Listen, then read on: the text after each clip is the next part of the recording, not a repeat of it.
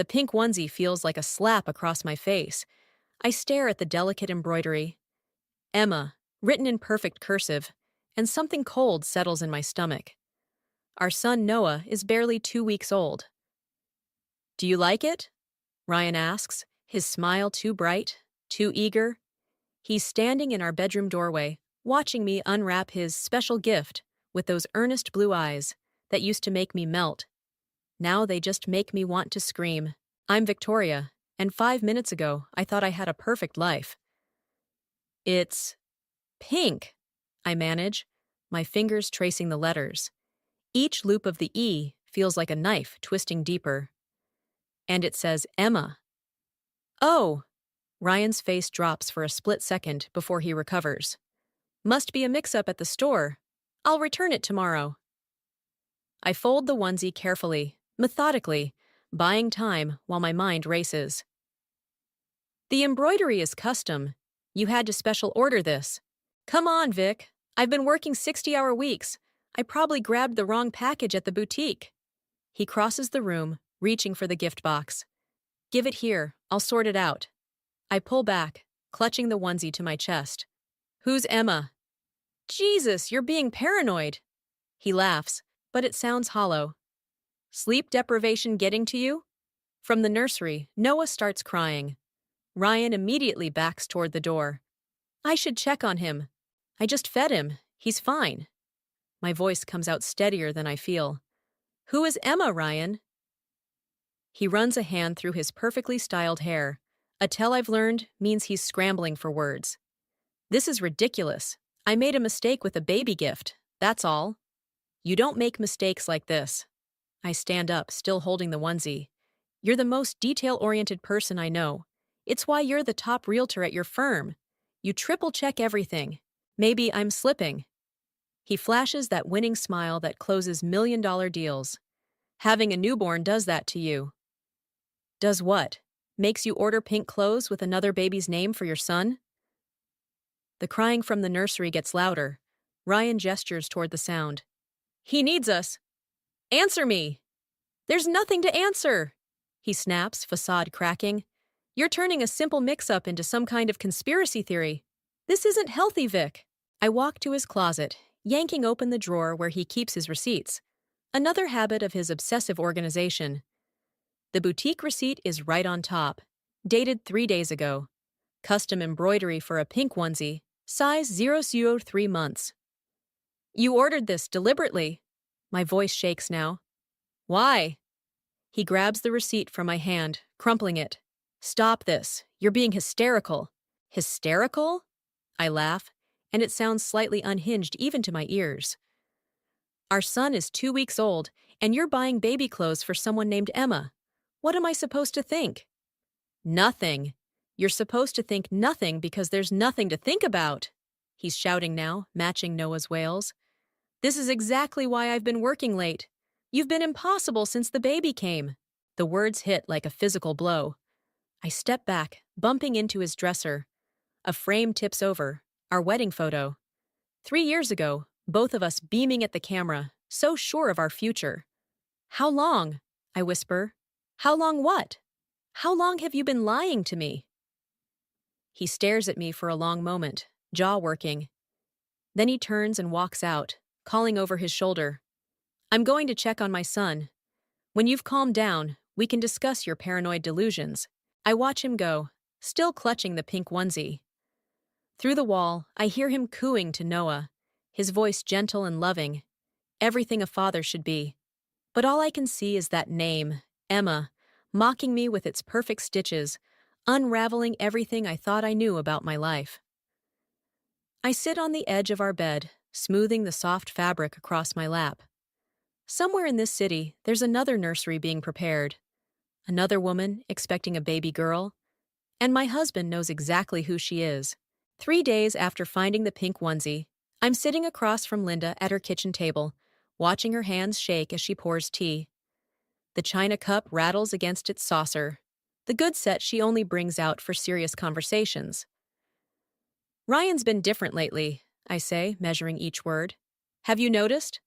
Linda's eyes dart to the window, then back to me. Different how? Working late. Distracted. He bought. I stop, my throat tight. He ordered baby clothes. Pink ones. With another name on them. The teacup freezes halfway to her lips. Something flickers across her face. Not surprise, I realize with a cold certainty. Recognition. Victoria, dear. She sets the cup down without drinking. Marriage isn't always easy, especially with a new baby. That's not an answer. She smooths the tablecloth, a nervous gesture I've never seen before. What exactly are you asking me? I'm asking if you know something about Ryan, about. I force the name out. Emma. The color drains from her face. I think you should talk to Ryan about this. I tried. He called me paranoid, hysterical. My laugh comes out bitter. Blamed it on postpartum hormones. Linda stands abruptly, busying herself at the sink. Men can be insensitive sometimes. When Tom and I were first married. Please don't. My voice cracks. Don't make excuses for him. Just tell me the truth. She turns, and I see tears in her eyes. What truth would help right now? What could I possibly say that wouldn't make things worse? The confirmation in her evasion hits me like a physical blow. You knew he was. I can't finish the sentence. I suspected. She whispers it like a confession. The way he talked about his new interior designer at work. How defensive he got when Tom mentioned seeing him downtown with a woman last month. My hands curl into fists under the table. Last month? When I was 8 months pregnant? I told myself I was imagining things, that Ryan would never. She breaks off, wiping her eyes. He's my son. I wanted to believe the best. And what about me? The words taste like ash. Aren't I your daughter too? 3 years of Sunday dinners and holiday traditions, and you just watched him lie to me? Victoria! The front door opens, and Tom's voice booms through the house. Linda, is that Victoria's car outside? Linda's eyes go wide with panic. Please, she whispers. Don't tell Tom.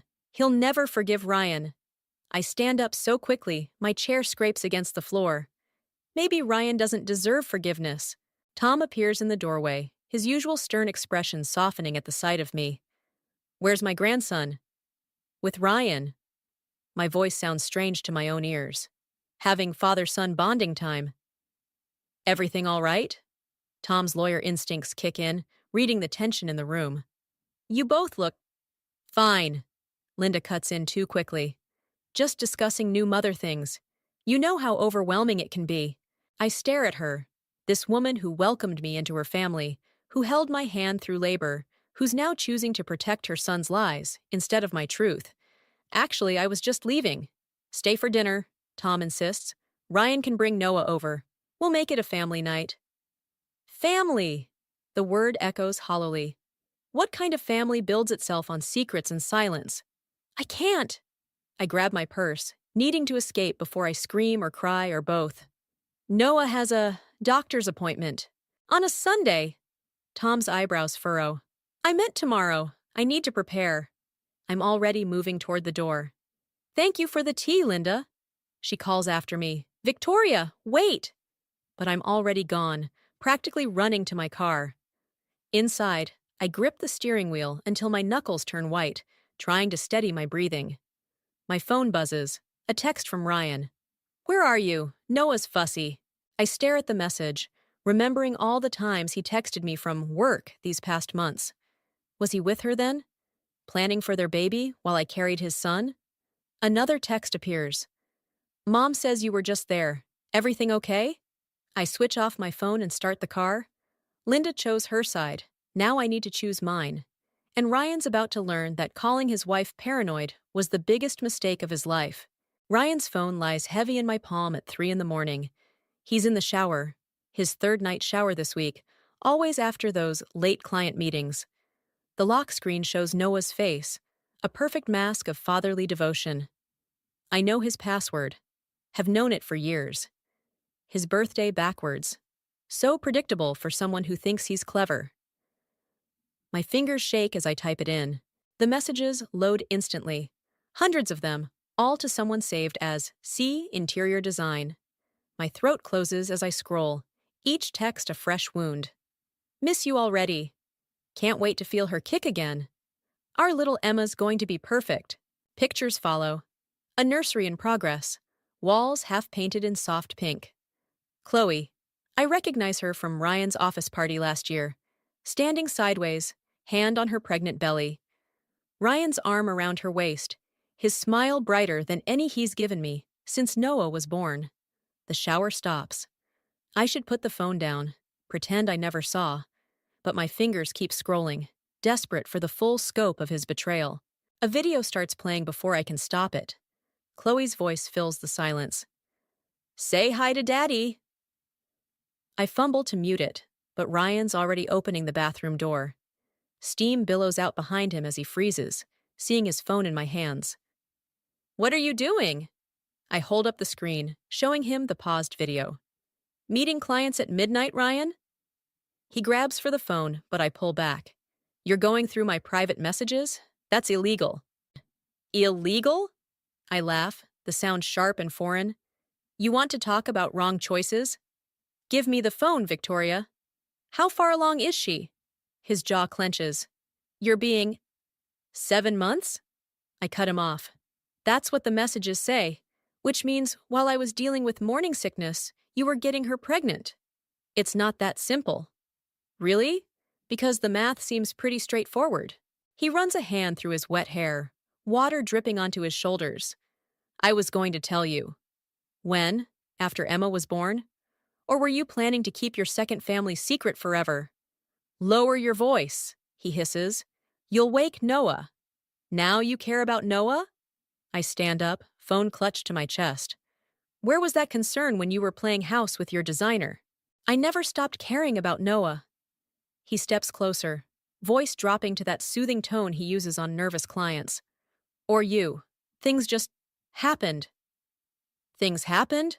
My voice rises despite his warning. You accidentally fell into another woman? Accidentally got her pregnant? Accidentally ordered matching baby clothes? Give me the phone and we can discuss this rationally. Like you rationally discussed it with your mother. He stills. What? Linda knows. She's been covering for you. The betrayal tastes bitter on my tongue. Your whole family's been watching you destroy ours. That's not... He lunges suddenly, grabbing for the phone. I stumble backward, hitting the dresser. The wedding photo crashes to the floor, glass shattering. Noah's cry pierces the air. Now look what you did! Ryan snaps, reaching for the phone again. I dodge him, running for the nursery. Don't you dare blame this on me! He follows, but I'm already at Noah's crib, scooping up our son. Stay back. You're being hysterical. He holds out his hand. Give me the phone, take care of Noah, and we can talk about this tomorrow when you're calmer. Calmer? I clutch Noah closer as he whimpers. You have another baby on the way, and you want me to be calm. It was a mistake. Which part? Getting her pregnant or getting caught? His face hardens. You really want to do this now? Fine. Yes, Chloe's pregnant. Yes, it's mine. I didn't plan it, but I'm not walking away from my daughter. The casual cruelty of his honesty stuns me silent. I still love you, he continues, softer now. We can work through this, for Noah's sake. I look down at our son, his tiny face scrunched in confusion at the tension around him. Then at Ryan's phone, still displaying evidence of his other life, his other child. You're right, I say finally. We should discuss this tomorrow. Relief floods his face as I hold out the phone, but as his fingers close around it, I meet his eyes. And Ryan, pack a bag. You're not sleeping here tonight. Victoria. Or I'll send these messages to every contact in your phone, including your clients. I turn away, focusing on soothing Noah. Your choice. Behind me, I hear him curse softly, then the sound of drawers opening. I keep my back turned until the front door clicks shut, leaving me alone with our son and the shattered remains of our marriage.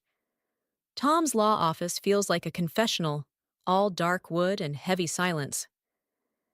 He studies the photos on his desk, screenshots from Ryan's phone that I printed this morning. Each image lands like a gavel strike. The nursery, the ultrasound, the intimate moments I was never meant to see. 7 months, Tom says finally, his lawyer's composure cracking. While you were carrying his son. I twist my wedding ring, a nervous habit I can't shake. Linda knew. Linda? His head snaps up. My Linda? She suspected, chose to stay quiet. The betrayal still tastes bitter. To protect him, Tom stands abruptly, pacing behind his desk. That's why she's been acting strange. All those whispered phone calls. He stops, facing the window. I saw them, Ryan and this woman, downtown, outside that new French restaurant. When? 3 months ago. He said she was a client. A harsh laugh escapes him.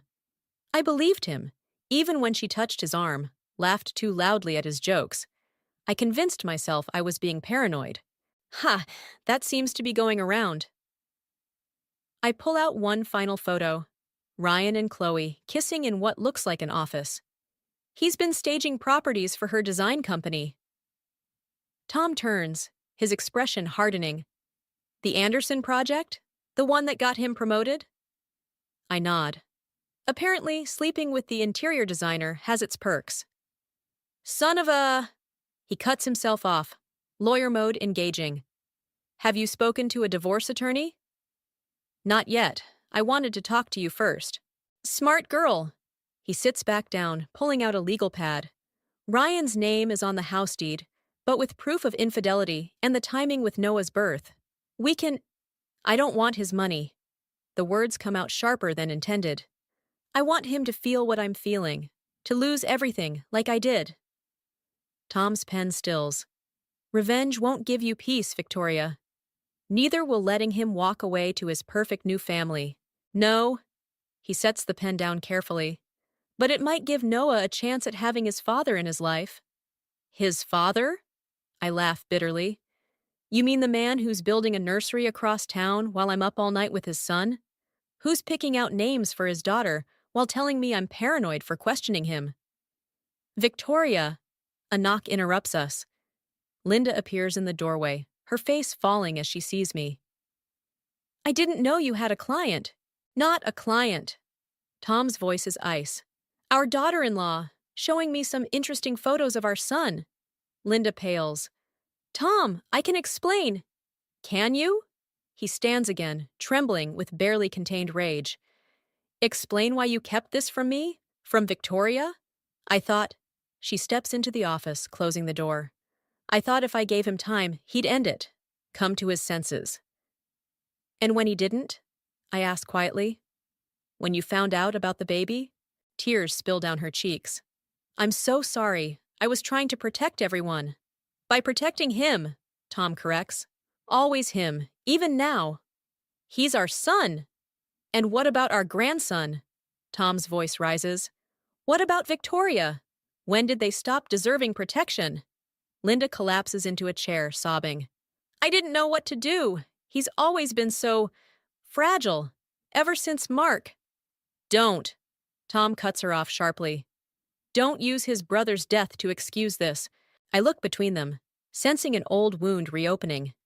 What about Mark?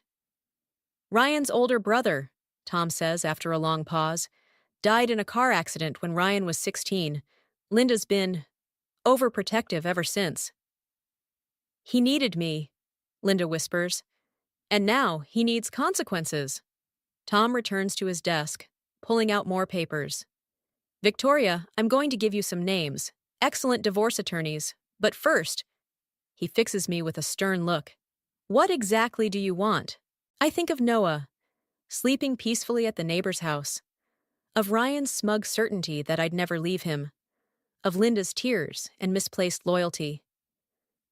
I want him to lose everything, I say slowly. His reputation, his promotion, his perfect image. I want everyone to see him for what he really is. Tom nods, understanding darkening his features.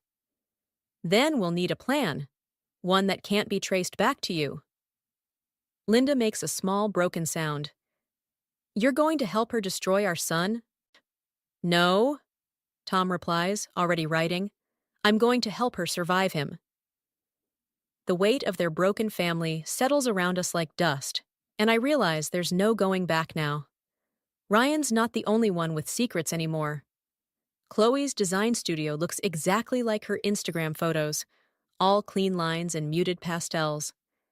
I watch through the window as she moves between fabric samples, one hand absently rubbing her pregnant belly. Ryan's baby, my replacement family. Tom's words echo in my head. Are you sure about this? But I'm already pushing open the door, setting off a delicate wind chime. Chloe turns, professional smile freezing as recognition hits. Victoria, you know who I am.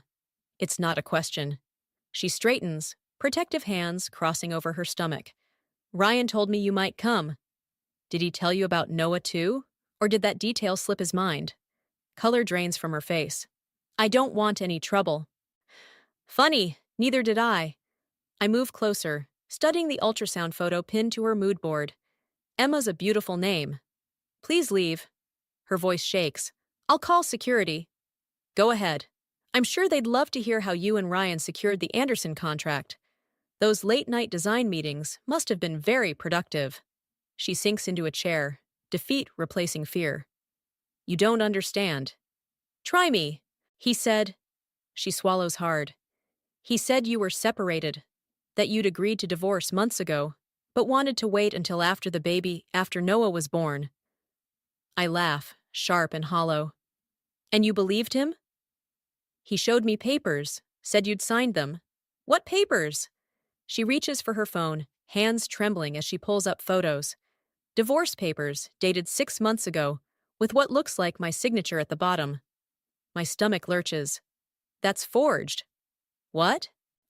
I never signed anything. I grab her phone, zooming in. He copied my signature from our mortgage documents.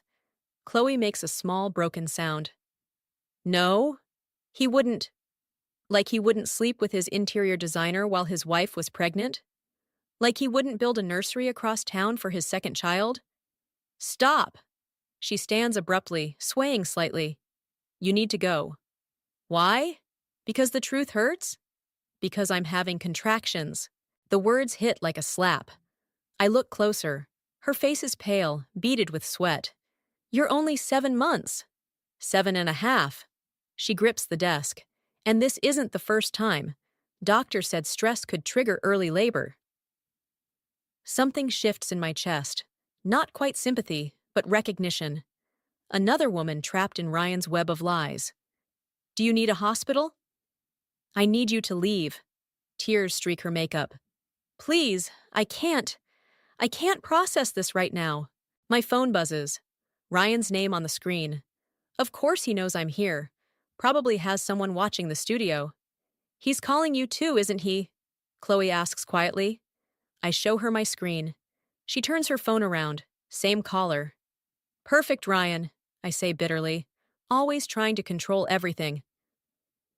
Everyone, she corrects, then doubles over with another contraction.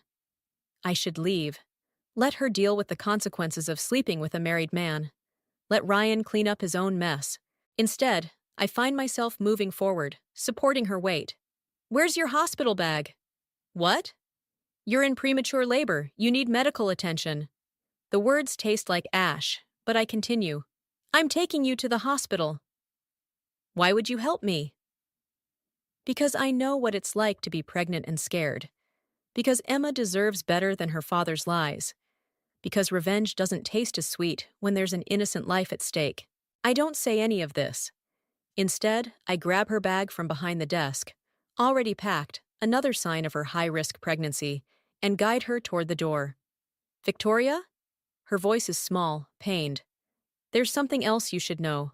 About Ryan. About why he… My phone buzzes again. This time it's Tom. Don't do anything rash.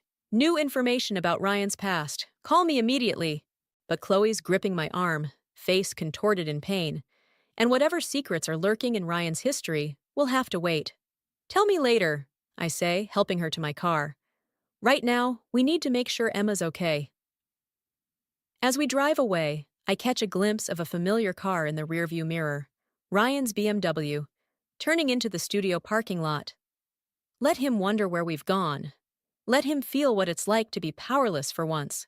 Besides, I think grimly, steering toward the hospital, there's more than one way to destroy a man's carefully constructed lies. Sometimes the best revenge is simply letting the truth come to light on its own. The hospital waiting room feels like purgatory. I've been here 6 hours, watching doctors rush past, ignoring Ryan's increasingly frantic calls. Tom's message still burns in my mind. New information about Ryan's past. Chloe's in emergency surgery. Placental abruption, they said. Critical, but stable. Mrs. Sanders? I look up. A nurse stands there, clipboard in hand. I'm not her family. You're listed as her emergency contact. She consults her notes. Added this afternoon. Before I can process this, Ryan bursts through the doors, Linda trailing behind him. He spots me and freezes. Where is she? Surgery. My voice sounds distant, hollow. They're trying to save your daughter. Linda makes a small, broken sound. Ryan steps forward, face twisted with something between rage and fear. This is your fault, if you hadn't upset her. My fault. I stand, weeks of anger suddenly boiling over. You forged divorce papers, you built a life on lies, and you dare blame me? What papers? Linda asks, but Ryan talks over her. I was going to tell you everything, after Emma. After what? After you had your perfect new family? Your do-over baby? Don't. His voice drops dangerously. Don't talk about Emma like that. Why not? Isn't that what this is about? Replacing your brother's memory with a daughter named after him? The words hang in the air like smoke. Linda gasps. Ryan's face goes white. Tom told you. No. I laugh bitterly. Chloe did, right before she started bleeding. Told me all about how you convinced her to name the baby Emma, after your brother Mark's daughter, the one who died with him in that car crash. Ryan grabs my arm, fingers digging in. You don't know what you're talking about. Let go of her. Tom's voice cuts through the tension. He stands in the doorway, holding a manila envelope. Or should we add assault to the list of charges? Charges? Linda steps between us. What charges? Tom opens the envelope, pulling out documents. Fraud, for starters. Those forged divorce papers. Then there's the Anderson contract. Interesting how it was awarded right after you started sleeping with the interior designer. You can't prove anything, Ryan snarls, but his grip loosens. Actually, I can. I pull out my phone, playing a recording. Chloe's voice fills the space. He showed me papers, said you'd signed them. Ryan lunges for the phone, but Tom blocks him. That's inadmissible. In court, maybe. Tom's voice is ice. But I'm sure the ethics board would be interested, and your clients, and the press. A doctor appears, still in surgical scrubs. Family of Chloe Mitchell? Ryan turns, mask of concern sliding back into place. I'm the father. The baby's stable, but critical. We had to deliver early. Ms. Mitchell is asking for Victoria. Me? I blink. Why? Because. Chloe's lawyer steps into the waiting room, another envelope in hand. She's naming Victoria as Emma's guardian, in case anything happens. The room spins. Ryan makes a sound like he's been punched. She can't do that, he protests. I'm the father. An unmarried father, the lawyer corrects, who committed fraud and whose name isn't on any prenatal documents. Ms. Mitchell's wishes are quite clear. I stare at the papers being thrust into my hands. Guardian. For my husband's daughter with another woman. The revenge I wanted now feels like ashes in my mouth. Victoria, Ryan's voice breaks. Please, she's my daughter. My chance to make things right. Right? I turn to him, seeing him clearly for the first time. Not a monster, just a broken man trying to rebuild his life with lies. You can't replace what you lost, Ryan. Not with Emma, not with Noah, not with any number of perfect families. The doctor clears his throat. Ms. Mitchell is waiting.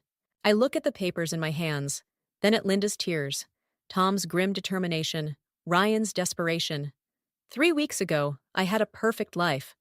Now I'm standing in a hospital, holding guardianship papers for my husband's premature daughter, while my newborn son sleeps at home with a neighbor.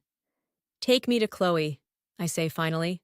As I follow the doctor, I hear Ryan collapse into a chair, Linda's soft consolations, Tom's heavy sigh. The weight of their broken family, our broken family, settles onto my shoulders like a shroud. Some revenge stories, I'm learning, have no winners, only survivors. Chloe's hospital room is dimly lit, machines beeping steadily. She looks small against the white sheets, nothing like the confident woman from her design studio. Emma? Her voice cracks. Stable, in NICU. I hover by the door, unsure of my place in this twisted scenario. Why me? For guardianship? Because you'll protect her. She shifts, wincing. From him, from becoming another replacement. The door opens. Ryan stands there, looking wrecked. Chloe, please! Don't! She tries to sit up, monitor alarms spiking. You lied to me, about everything. I loved you, love you both. Like you loved your brothers Emma? The words hit him like physical blows. Tell her, Ryan. Tell Victoria about the first Emma. He grabs the doorframe, knuckles white. This isn't the time. My daughter's fighting for her life because of your lies. Chloe's voice strengthens with anger. Tell her why you really chose me, why you needed another Emma. I watch him crumble, the perfect facade finally shattering. Mark was driving. The night of the accident. My niece Emma was in the back seat. Ryan! Linda appears behind him, reaching out. He jerks away. I was supposed to be there, was supposed to pick them up, but I had a date. Mark covered for me, like always. The perfect older brother, Chloe says bitterly. Until he wasn't. I saw Chloe at a client meeting. Ryan's words tumble out now, unstoppable. She looked like Mark's wife. Same smile. When she said she'd always wanted a daughter. You saw your chance, I finish. To rewrite history. I could make it right. Give Emma the life she lost. By lying? Chloe's monitor spikes again. By manipulating me? Creating some sick replacement family while your wife carried your son? I never meant to get caught. Tom's voice cuts through. He enters, holding more papers. The ethics board disagreed. They've suspended your license pending investigation. Ryan spins toward him. You didn't. I did. Tom's face is stone. Someone had to stop this madness. It's not madness, Ryan shouts. It's fixing things, making them right. By destroying more lives? I step between him and Chloe's bed. Noah and Emma deserve better than being pieces in your redemption story. Noah, he laughs, hollow. The son I never wanted? Another replacement? Courtesy of your biological clock? The room goes silent. Linda gasps. There it is! My voice is steady, surprising me. The truth, finally. Victoria! He reaches for me, but I step back. No. You don't get to touch me, not after that. I turn to Chloe. I accept the guardianship for both children. What? Ryan lunges forward. Tom catches his arm. Joint custody, I continue, between me and Chloe, once she's recovered. You can't. We can. Chloe's lawyer appears, right on cue. The papers are filed. Given the circumstances, the fraud, the ethics violation, your documented instability, I'm their father. A father who sees his children as replacements for his dead niece. Tom's voice cracks like a whip. The court will love that. Ryan crumples into a chair, head in his hands. Linda moves to comfort him, but stops, torn between her son and the wreckage he's created. Get out! Chloe's voice is weak but firm. All of you, except Victoria. They file out, Tom steering Ryan, Linda lingering at the door before following. The lawyer nods, promising to return later. In the sudden quiet, Chloe's monitors steady. I'm sorry, she whispers. For what? Falling for his lies. Helping him hurt you. You were manipulated. We both were. I sink into the chair beside her bed. But our children won't be. She reaches for my hand, surprising me. Noah and Emma. Real people, not replacements. Real siblings, I correct, surprising myself more. Whether Ryan likes it or not. Outside the room, I hear Ryan's broken sobs, Linda's soft murmurs, Tom's firm voice handling details. The family I thought I had crumbling, while something new and unexpected takes shape in its place. Victoria? Chloe's grip tightens. Promise me something? What? Help me make sure Emma knows her own story, not the one Ryan tried to write for her. I think of Noah at home, of the pink onesie that started this all, of the twisted path that led us here. I promise, they'll both know the truth, the real story. Not a revenge story after all, but something more complicated. A story of healing, maybe, of choosing truth over perfect lies. The pink onesie sits on my kitchen table, next to divorce papers and custody agreements. 3 weeks since the hospital, since everything changed. Noah sleeps in his bassinet nearby, while I pack the last of Ryan's things. The doorbell rings. Linda stands there, looking older than I've ever seen her. He's in therapy, she says without preamble. Grief counseling. For Mark, finally. Good. I mean it, surprisingly. Come in. Noah just ate. She hesitates at the threshold. I wasn't sure I'd be welcome. You're still his grandmother. I step aside. And Emma's too, if you want to be. Her eyes fill with tears. How is she? Getting stronger? Chloe's moving into the guest house next week. I lead her to the kitchen. The doctors say Emma can come home soon. Linda spots the onesie, reaching for it with trembling fingers. I remember when the first Emma wore something like this. I'm not trying to replace her. The words come out sharper than intended. Neither of them are replacements. I know. She sets the onesie down carefully. That's why I trust you with them both. The front door opens. Tom, carrying moving boxes. He pauses, seeing Linda, then continues to Ryan's office. We listen to him work in silence. I found this. Linda pulls out an old photo. Mark and Ryan at the lake house. Before everything. 2 brothers grin at the camera, arms around each other. Ryan looks young, unburdened, happy. He was different then, Linda whispers. After the accident, he just stopped dealing with it, started trying to fix everything instead. By controlling it. Yes. She touches the photo gently. I enabled him. Thought if I just loved him enough, protected him enough. You can't fix someone by hiding their broken pieces. Tom returns, carrying Ryan's awards from the real estate firm. Where should these go? Storage, I decide, in case Noah or Emma want them someday. He nods, understanding what I'm not saying. Their father's legacy, complicated, painful, but still theirs to know. My phone buzzes. Chloe, sending a NICU photo. Emma's tiny hand wrapped around her finger. I show Linda, watching her face soften. She looks strong, Linda says, like her mother. Both her mothers, Tom corrects quietly. The doorbell rings again. This time it's Ryan, here for his boxes. He looks thinner, shadows under his eyes. I'll get the rest, Tom says, steering Linda toward the nursery, giving us space. Ryan spots the onesie, flinching. You kept it. For Emma, the real Emma. I fold it carefully. Not the one you imagined. He nods, throat working. The therapist says I've been chasing ghosts, trying to rewrite endings. And now? Now I'm trying to learn how to live with the real story. He picks up a box, pausing.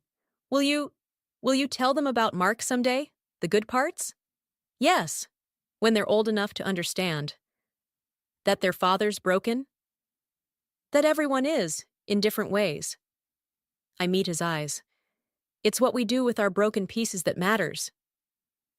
He starts to reach for Noah's bassinet, then stops himself.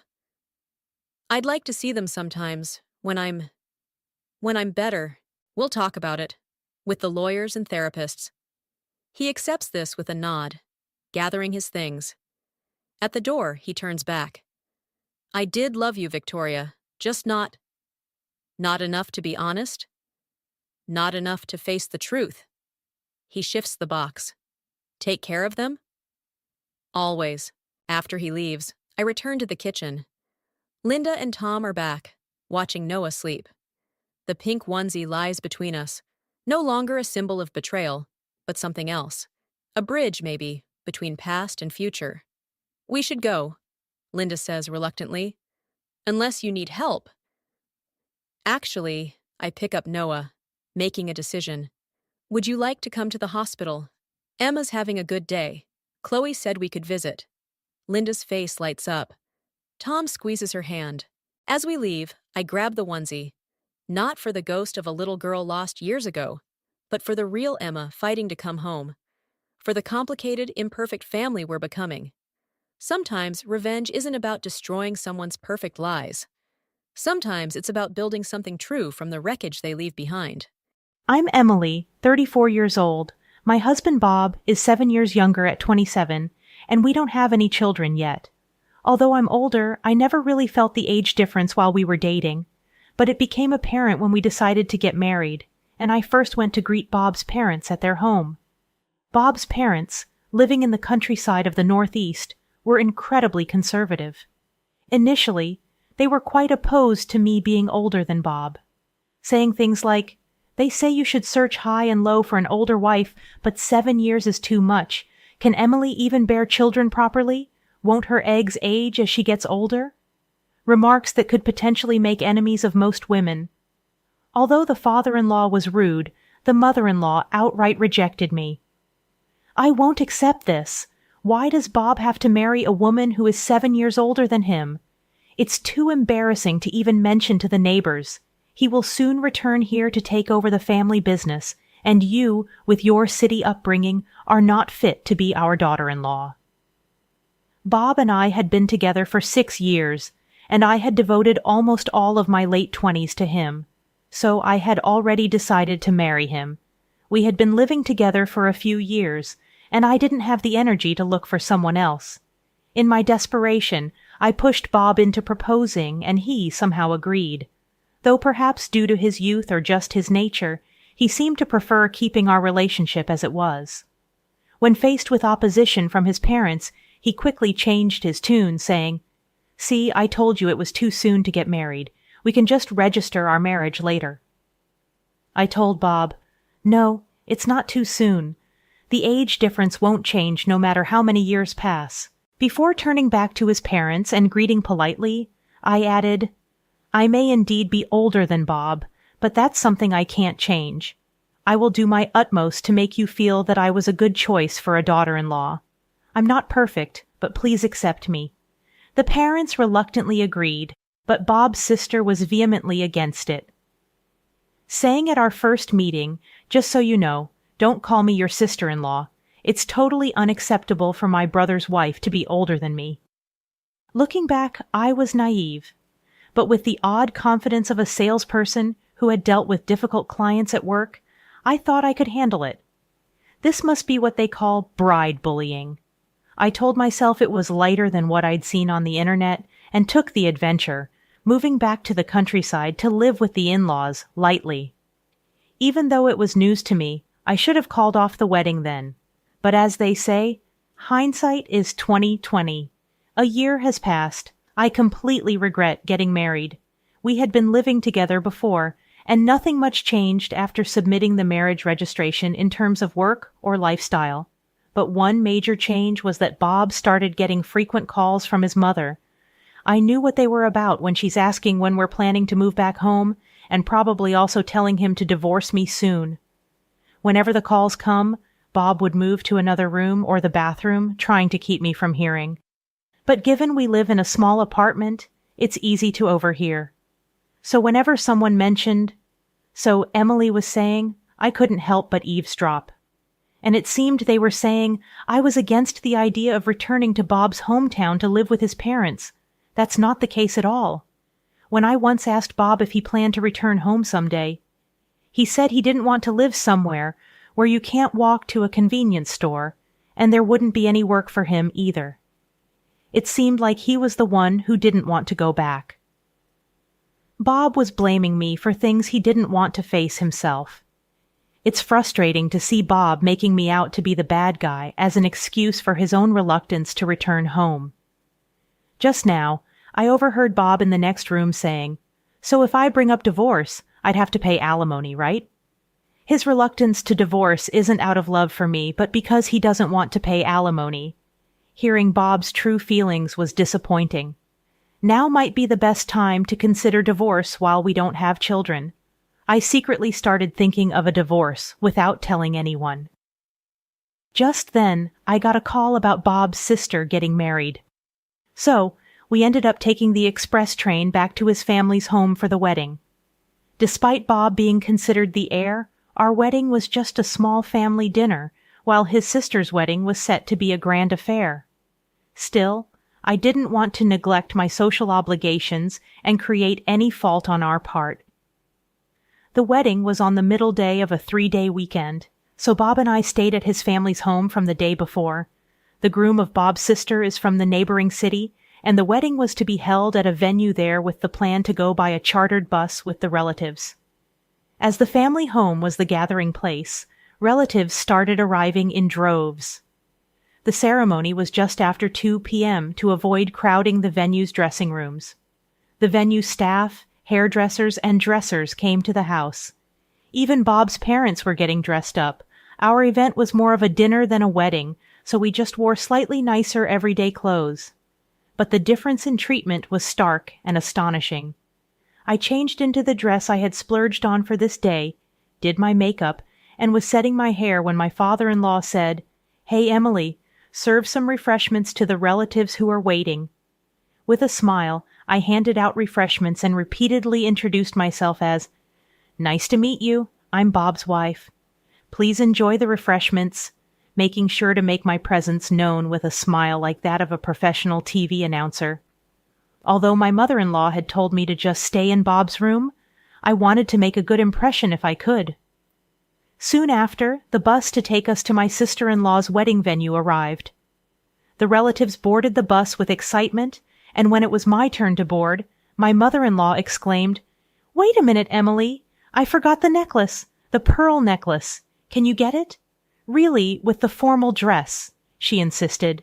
"It's in the drawer on top of the dresser in my room. It's a keepsake from my mother. Hurry and bring it." "Understood. I'll go look for it," I said. Now I rushed to my mother-in-law's room and searched the dresser drawer, but everything was so cluttered and I couldn't find the necklace right away. Everyone else was already on the bus waiting, and I was getting anxious.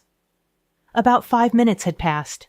I found a box that seemed right, checked inside, and hurried to the entrance, only to find the bus was gone. The entire in-laws family and Bob had left without me. "You've got to be kidding." I rubbed my eyes a few times, but the bus was nowhere to be seen.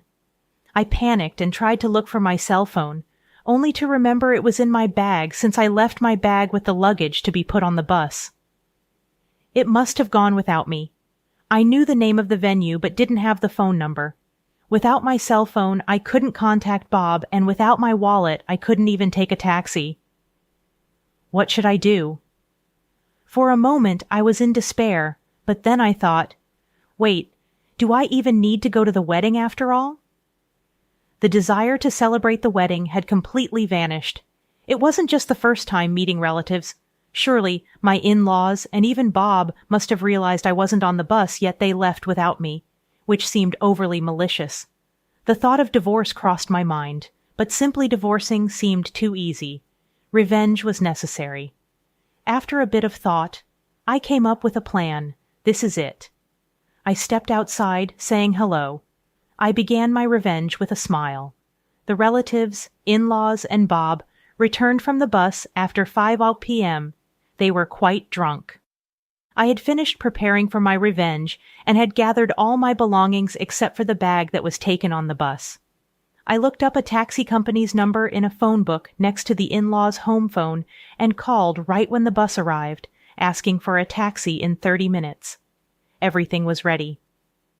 With an innocent face, I went out to greet them at the bus. Bob looked guilty when he saw me but said nothing. My in-laws ignored me, busy sending off the relatives. The relatives glanced at me but left in their cars. I wished Bob would at least apologize, but that's just the kind of man he was. With a smile, I said to Bob, "Welcome back." Bob looked relieved and started making excuses. "Hi, I didn't realize you weren't on the bus. I felt bad, but the ceremony was about to start, so I couldn't come to pick you up." I ignored Bob, silently searched through the luggage for my bag, as if saying, "What a liar," and told him to divorce. "What do you mean by this? What's this, a joke?" I really didn't notice. When Bob realized what he was told, he started to panic. "Who knows? I'm surprised you think such a childish lie would work. So what if you didn't notice? Are you saying you couldn't remember I existed until you saw me?" Both in-laws were terrible, but the real enemy was my husband, Bob. He was silent, unable to retort. But then my father-in-law, after seeing off the relatives, chimed in, "Come on, it was just a little forgetfulness on both our parts." And Bob's bringing up a divorce over something like this? City brides really are spineless. It seemed he was in favor of the divorce. My mother-in-law, hearing about a divorce, smirked and said, "Just as I thought, a city bride won't do. She was never right for our family." That made me furious. How hypocritical. If that's the case, you should have just invited Bob to the wedding without me. Why did you make me come all this way just to leave me behind? Anyone would be furious with such harassment, whether they're a city bride or a country bride. When I yelled out, my mother-in-law yelled back, "We never intended to invite you in the first place. There wasn't even a seat prepared for you. But Bob brought you along by mistake, so we left you." I was stunned by the audacity. But as I glared, Bob quickly looked away and blamed his mother. "Well, Mom didn't clearly say to come alone, so I thought it meant as a couple." My mother-in-law's unreasonable anger continued. "And why did you go around serving tea and introducing yourself as the bride at the venue? Relatives were asking why the wife didn't come, unaware that Bob had a wife, making us embarrassed." "That's your own fault, and it's absurd to say I shouldn't introduce myself," I sneered. Actively introducing myself as Bob's wife to the relatives seemed to have had an effect. "So, you never acknowledged me and planned to divorce me eventually. That's why you kept our wedding a secret from the relatives and made it seem like just a dinner party," I deduced. Neither my father-in-law nor my mother-in-law said anything, but it seemed I was right. I truly felt it was time to sever ties with such a family. "That's fine. I'll grant you your wish and divorce you. I'm better off without a mean family and an unreliable husband." I got into the taxi that had just arrived and returned to my apartment by the last train. Unable to sleep that night, I impulsively looked up lawyers online and packed my belongings. I managed to keep myself busy until dawn. And when I woke up late the next day, I had several missed calls from Bob and my in-laws. It seems my revenge worked well. After being left behind, I had thought of a revenge plan, but I didn't want to do anything dangerous or criminal. However, I didn't want to suffer silently and just divorce without doing anything.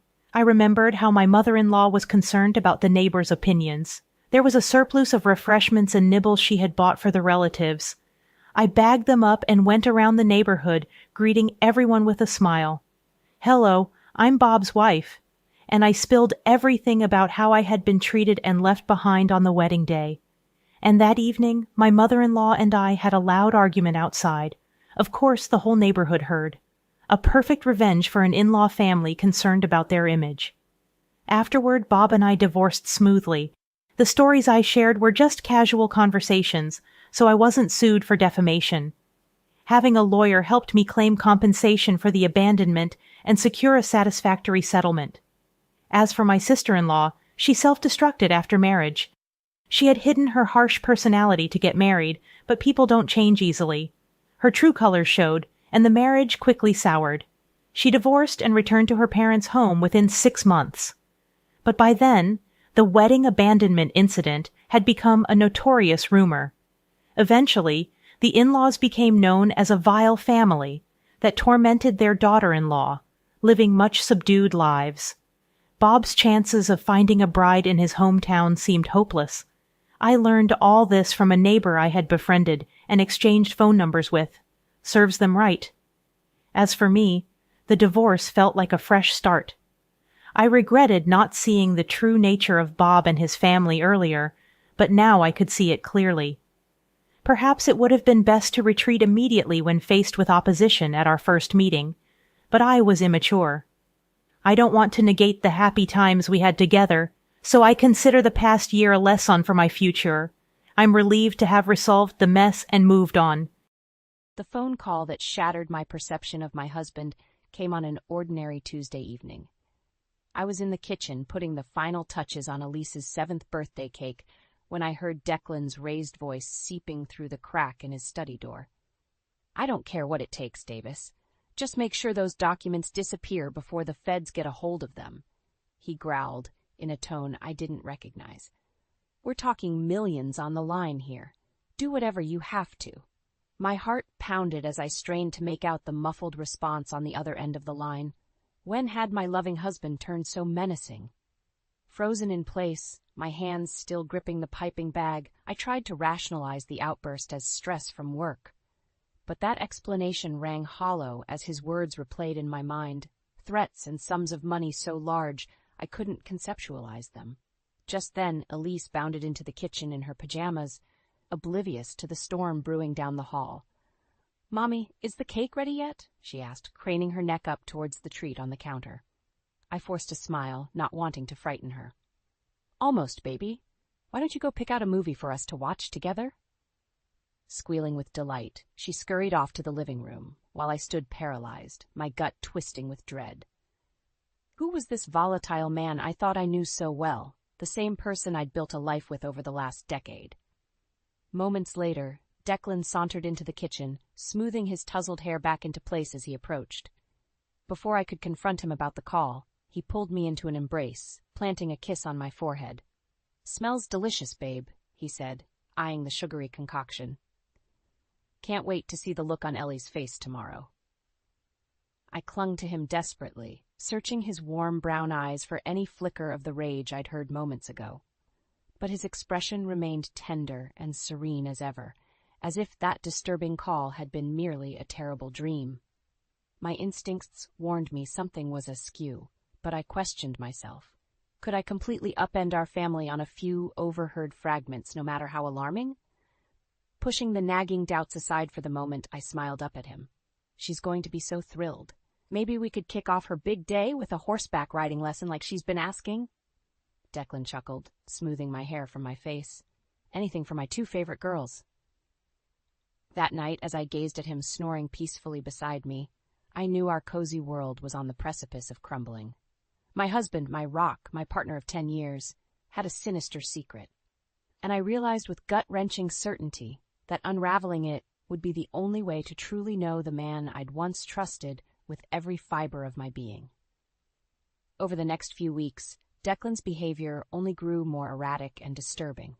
Simple things, like his work stories not adding up or a detached demeanor when playing with Elise, raised red flags I could no longer ignore. One night after tucking Elise in, I decided to finally confront him about the suspicious call. "Honey, can we talk?"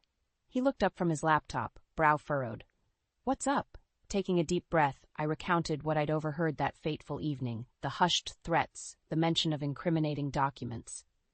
By the time I finished, his face had drained of color. "You were eavesdropping on my private conversations?" he snapped, slamming the laptop shut. I recoiled at the venom in his tone. "I didn't mean to, I just what? Thought you'd play private investigator on your own husband?" He rose from his chair, towering over me. "Those calls were confidential business matters, not some tawdry affair for you to stick your nose in." Indignation flared within me. "Declan, you were talking about hiding evidence and paying people off. What am I supposed to think?" His jaw tightened. "You're supposed to trust that I'd never do anything to jeopardize this family. But I see now that was a mistake." With that, he brushed past me and stormed out of the room, leaving me shaken and utterly adrift. Was the man I loved truly capable of such sinister deeds? The next day, the local news provided a chilling answer. Declan's employer, an investment firm downtown, was under federal investigation for fraud and embezzlement. Reeling from the revelation, I scrolled through the damning coverage, each breathless report more lurid than the last. That's when Elise wandered into the room, amber eyes wide. Mommy, why are they saying such mean things about Daddy's work on TV? I scrambled to find reassuring words, but she seemed to read the worry etched on my face. Don't worry, she said, lowering her voice to a whisper. Daddy told me not to talk about his secret meetings at home or he'll get really mad. But I won't say anything, I promise. My blood turned to ice in my veins as her innocent words detonated the final shred of doubt. My husband, my daughter's hero, was not only mixed up in illicit corporate schemes, but forcing a 7-year-old to cover up for his misdeeds. Rage engulfed me, burning hotter with every ragged breath until I could scarcely see straight. That evening, while Declan sat fuming in the den, I scoured his study for any trace of evidence to confirm my darkest suspicions. In his desk drawer, buried beneath reams of financial reports, I found a disposable prepaid phone, likely the device he'd used to make those cryptic calls. But it was the sheaf of documents underneath that made my heart plummet into my gut. Emails, incriminating spreadsheets, offshore bank statements, all leading an unmistakable trail back to Declan's role in pillaging funds and defrauding clients.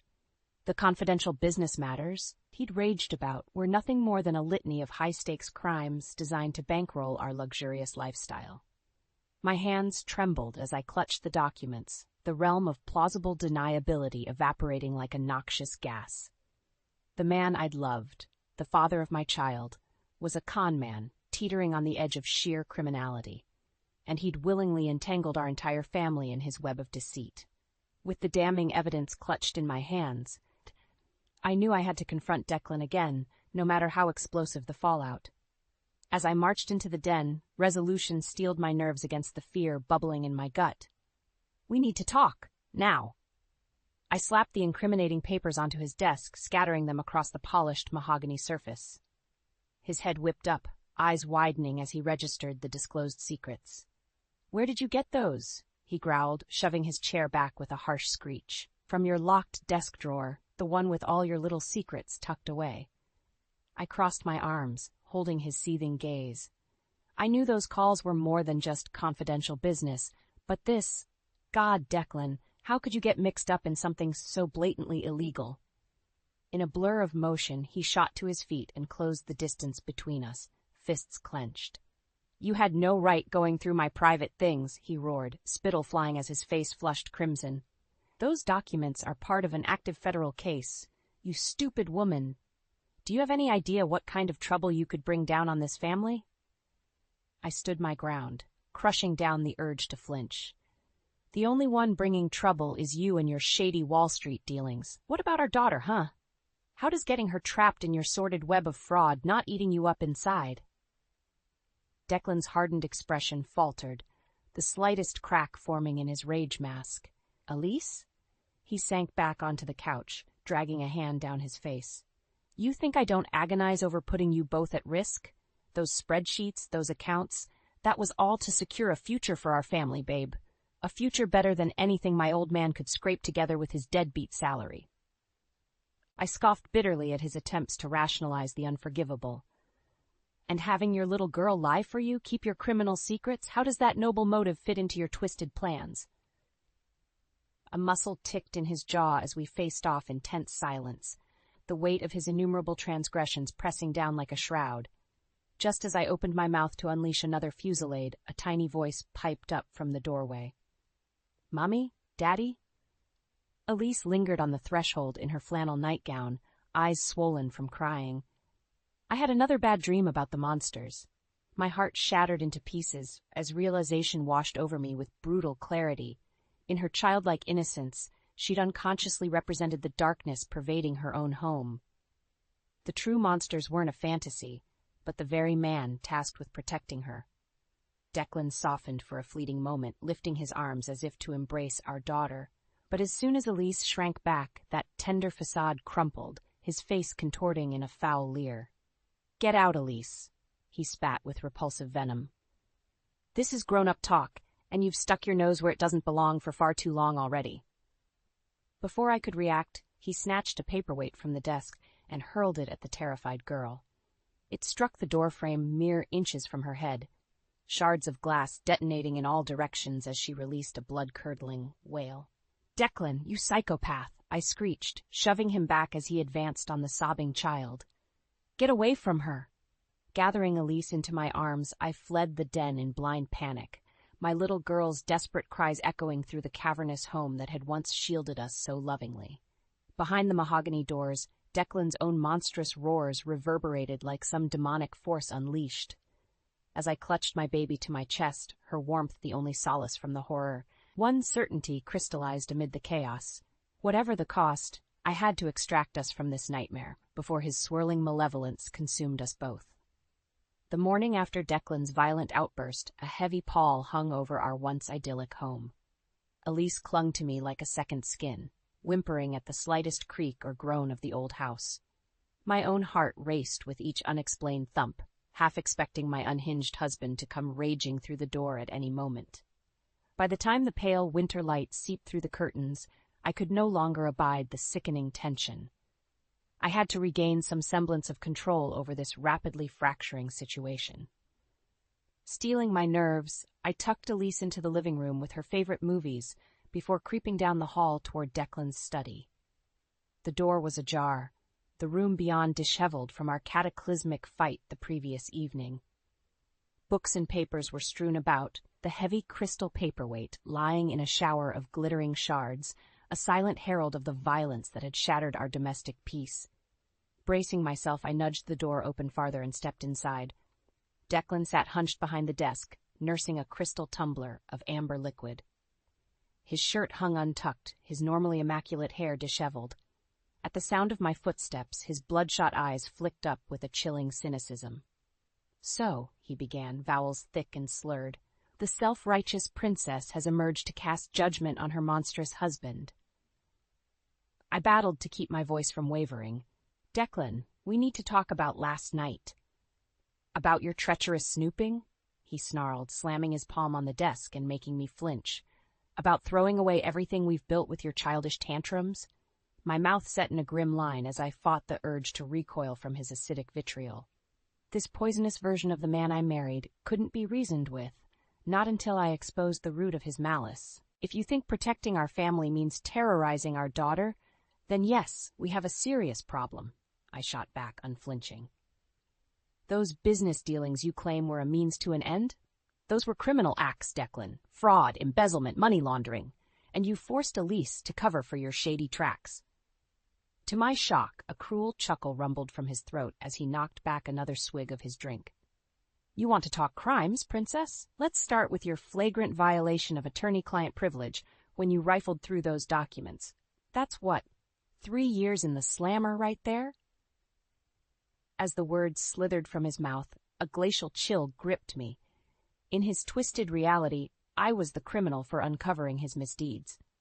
"Not to mention my future earning potential, you've utterly decimated with your self-righteous crusade," he continued with a disturbing calm, rising from his chair to stalk closer.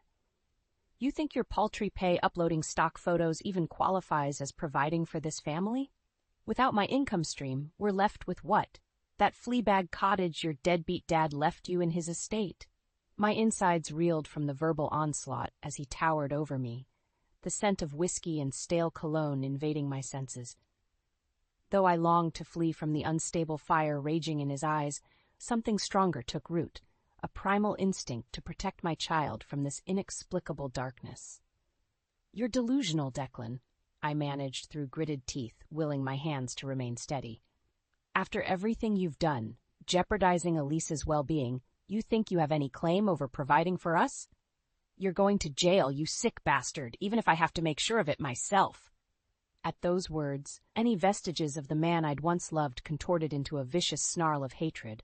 His fingers coiled around my throat with preternatural strength as he slammed me against the desk, upending papers and trinkets in a deafening clatter.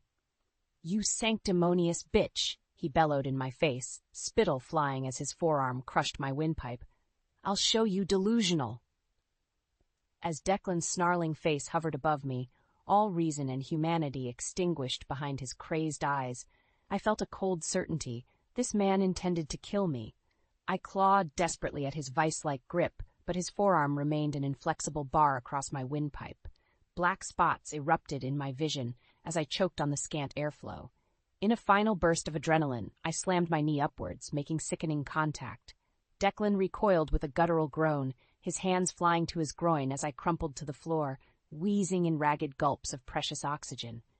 "You crazy bitch!" he growled through clenched teeth. "I'll make you regret that." Sensing his fury reigniting, I scrabbled backwards towards the door on all fours, desperate to put distance between us. Just as his hulking form advanced again, little feet pounded up the hallway. "Mommy?" Elise appeared in the doorway, her tiny voice cutting through the chaos.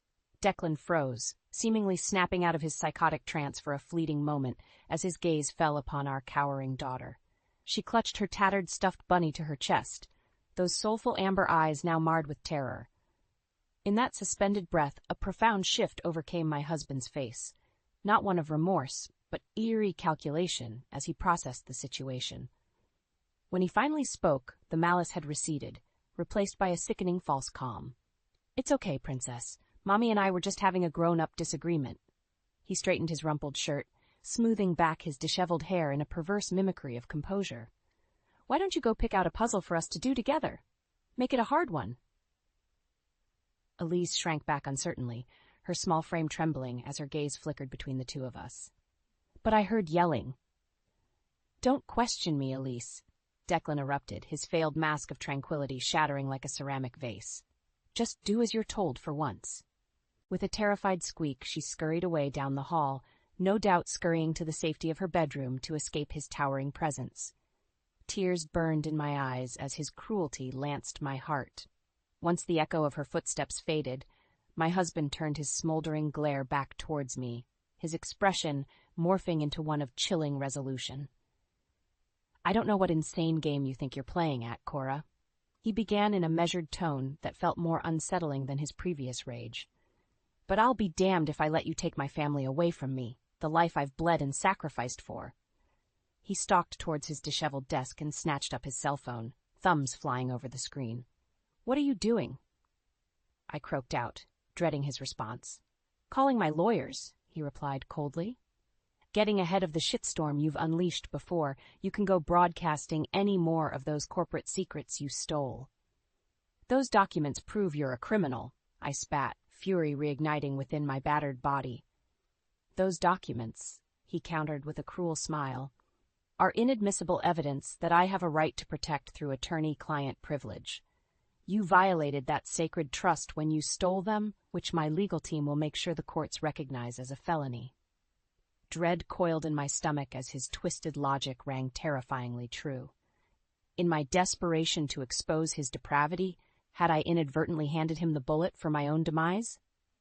"So you can either come clean with me, cooperate to fix this damn mess quietly," Declan continued, that reptilian smile never faltering, "or you can take your chances as an accomplice obstructing a federal investigation. Up to you, babe." In that moment, his cellular chirped to life as our bank's number flashed across the screen. With a sardonic wink, my husband raised the device to his ear. "Looks like we need to have a talk about our finances, too." Over the next several days, Declan's callous dominance only tightened its oppressive grip over our household. Once my initial banking passwords were breached, he systematically drained my personal accounts, leaving me financially marooned. "Can't have you siphoning off money for some harebrained escape plot, now can we?" He taunted with a cruel smile, slapping the latest zero-balance statements onto the kitchen counter in front of me. I clenched my fists, rage and hopelessness warring within me like combatants in the Colosseum. Forced into destitution by the very man I'd vowed to love and honor, I had nowhere to turn, no funds to subsidize an escape for Elise and myself. It wasn't long before Declan's smothering control extended far beyond simple finance. His hired legal muscle churned out restraining dictates by the hour. I was prohibited from contacting law enforcement or advocacy services, removing Elise from the premises, even making unauthorized use of the home's amenities. Like a gazelle ensnared in the python's voracious coils, I found every desperate bid for freedom only entrenching me deeper in Declan's meticulously constructed trap. Whenever I tried to slip away for even a private phone call, his hired goons would materialize from the shadows, eyes concealed behind mirrored shades as they blocked my path with crossed arms. All the while, Declan would smirk in the background, secure in the knowledge that I was neutered, utterly impotent. And always lurking at the fringes of this waking nightmare was my innocent little girl, wounded eyes silently pleading for circumstances she couldn't comprehend. My heart shattered every time Elise instinctively shrank from her father's presence, the emotional scars of his violent outbursts now seared into her psyche. At night, I lay awake plotting any conceivable path out of this fresh hell, contacting family, taking out loans, scraping together whatever meager funds I could to finance a clean, evaporative exit. But Declan had foreseen every eventuality, leaving me more cornered than a sewer rat in a flaming baited trap. On the 7th interminable day of this perverted house arrest, I finally accepted the only glimmer of hope was to outmaneuver Declan through guile. As I pretended to drift into yet another fitful rest that evening, I clutched the disposable phone I'd covertly procured like a lifeline. Painstakingly, I tapped out a coded message to the only friend I could still trust, praying she would understand the layered urgency of my desperate plea. If anyone could bail me out of this steadily calcifying prison, it would be Gwen. My thumb hovered over the send button, both elation and trepidation gripping me. One errant movement, one infinitesimal slip-up, and Declan would sniff out my gambit before I could so much as blink. I had one tenuous shot to light the fuse for our potential salvation. No more delaying the inevitable. I punched send, sealing my family's fate. Either freedom beckoned over the horizon, or the merciless anvil would clamp down with finality. For the next 12 hours, I sat vigil in excruciating silence, willing my expression into one of serene obliviousness whenever the pretense of breakfast or Declan's leering presence demanded it. My gut roiled with every unaccounted-for creak, bracing for the inevitable confrontation over my badly concealed transgressions. Just after noon chimed, the Winchester doorbell resounded through the foyer, nearly causing my heart to detonate from my chest cavity. I froze, ears straining, as thudding footsteps and muted voices preceded the study door banging open. What is the meaning of this? Declan roared as 3 grim-faced federal agents swarmed into the living area, badges displayed. I scrambled to my feet, hands shaking with a dizzying cocktail of relief and mortal terror. One semi-automatic sidearm swung in my direction before steadying inches from my face. "Cora Manchester," the lead agent barked, "we have an authorized warrant for your protective custody." As his compatriots slapped tactical cuffs on my bewildered husband, Declan wheeled on me with feral hatred contorting his features. "You lying, traitorous wench," he bellowed, spittle flying as the agents wrenched his arms behind his back. "After everything I've done for this family, this is how you repay me?" The rage and humiliation radiating from him in scathing waves should have paralyzed me. But as my gaze met Elise's terrified one peering from around the staircase corner, only one Schlina overwhelmed every primal instinct: protection. I had to see this through for her sake. Drawing a fortifying breath, I steadied my nerves under Declan's smoldering glare. "What you've done for us? Your fraud and criminality cost us any ounce of a real family. You deluded animal. Just be grateful I've only seen that you face justice and not a bullet." With that, I lifted my manacled wrists and allowed the agents to lead me towards the phalanx of federal SUVs idling outside, Retribution's resounding thunder finally exorcising the tyranny festering under my own roof. As the FBI convoy roared away from the curb, sirens wailing, I clutched Elise's trembling form against me in the back of the armored SUV. My little girl's cheeks glistened with terrified tears, her tiny hands fisting my sweater like a lifeline. "It's okay, baby," I murmured into her soft auburn hair, struggling to modulate my own ragged breaths. "Daddy can't hurt us anymore." The words felt bizarrely hollow, despite the iron truth of the sentiment. After so many weeks languishing under Declan's escalating reign of terror, the very notion of freedom seemed utterly paradoxical. No sooner had the thought materialized than a cacophonous explosion detonated a few blocks away, the shockwave rocking our vehicle like a skipping stone. I instinctively smothered Elise's tiny frame against me as smoke and debris billowed into view through the SUV's tinted windows. "All units be advised, we have shots fired!" One of the agents barked into his radio, his jaw clenching. "The target's residence has been hit with an incendiary device." My heart plummeted in concert with the acrid smoke billowing from the fresh scene of devastation. The house. Our home. Declan. Before I could voice the kaleidoscope of questions rocketing through my psyche, the agent's radio squawked again with a strained voice. "This is Stryker Unit, requesting immediate backup. We are taking sustained automatic fire from unknown shooters inside the house. The bomb squad and HRT need to roll out immediately." Elise's piercing wail cut through the tactical chatter as more thunderous detonations shook our vehicle like a rag doll amid the maelstrom. Though every parental instinct demanded I provide soothing affirmations, I could only gaze on in numb shock at the surreal tableau of fire and violence erupting around us. Declan's true depravity knew no bounds.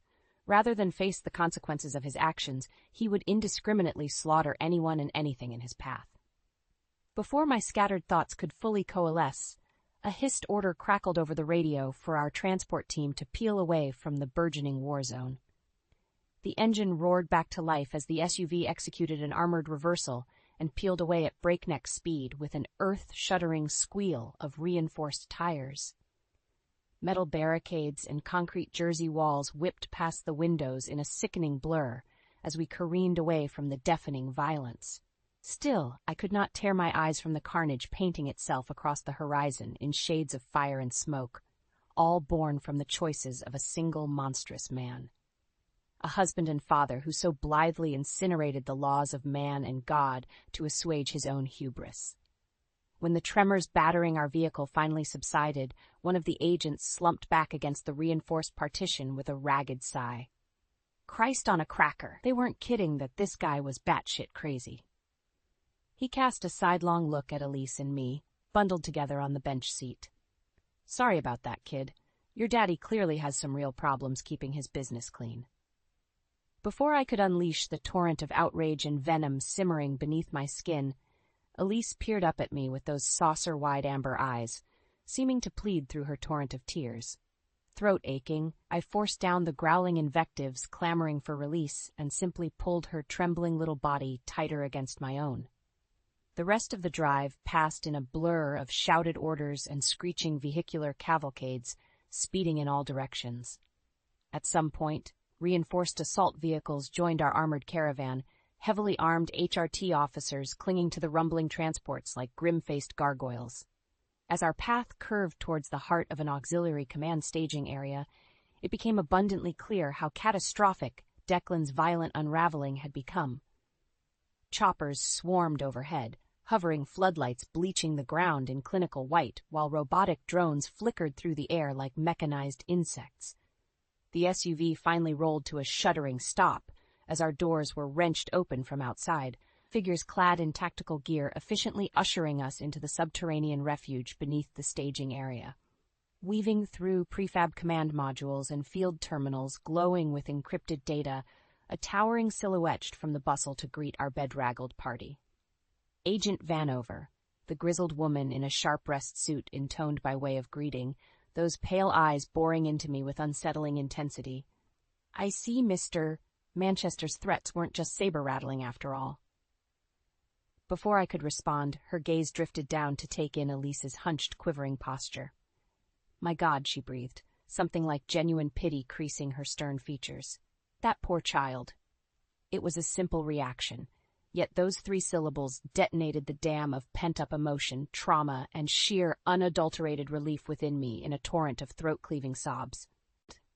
I'm not sure whether it was Elise's broken whimpers or my own gulping gasps for air that finally breached the berserker fog of terror and rage and shame clogging my mind.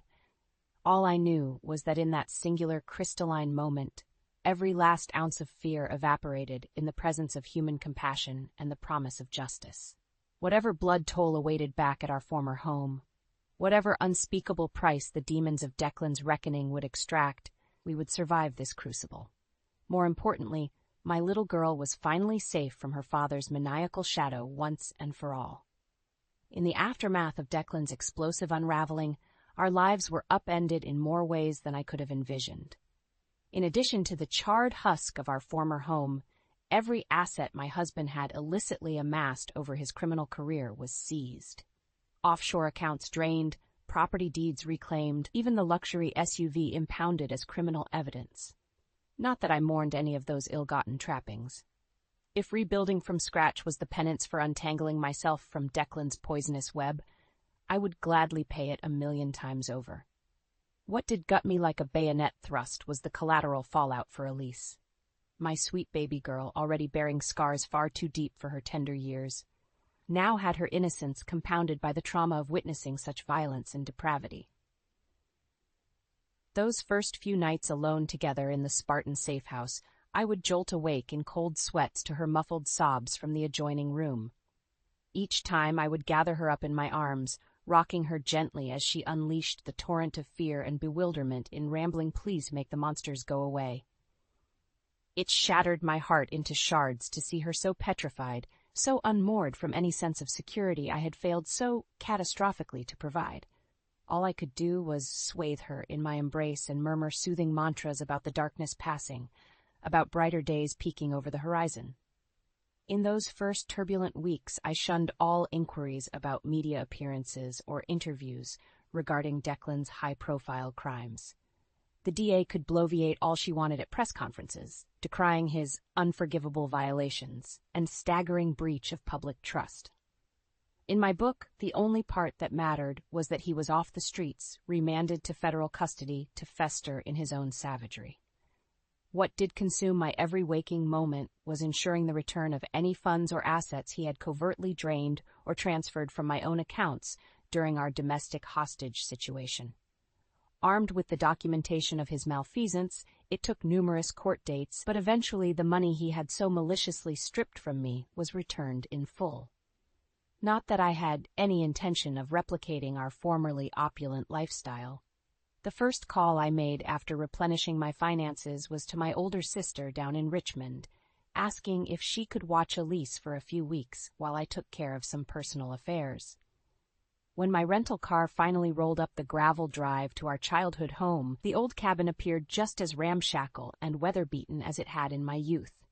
Roof shingles askew, the wrapped porch slightly sagging in places.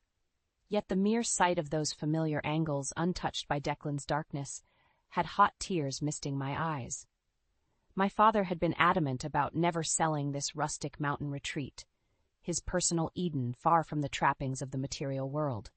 Though only large enough for a simple 2 bedrooms, the property encompassed nearly 100 wooded acres, plenty of open space for 2 lost souls in desperate need of healing and sanctuary. Over the following year, I channeled every ounce of personal revenue into restoring the ramshackle cabin and its surrounding land. It wasn't merely a renovation in the structural sense, but an active exorcism of the toxicity and despair that had threatened to subsume my very existence back in the city. With each newly installed window overlooking the gently rolling hills and sycamore groves, I could feel layers of psychic grime slowing away. Every fresh coat of sun-bleached paint helped cauterize the mental and emotional lacerations inflicted by my monstrous former partner's madness.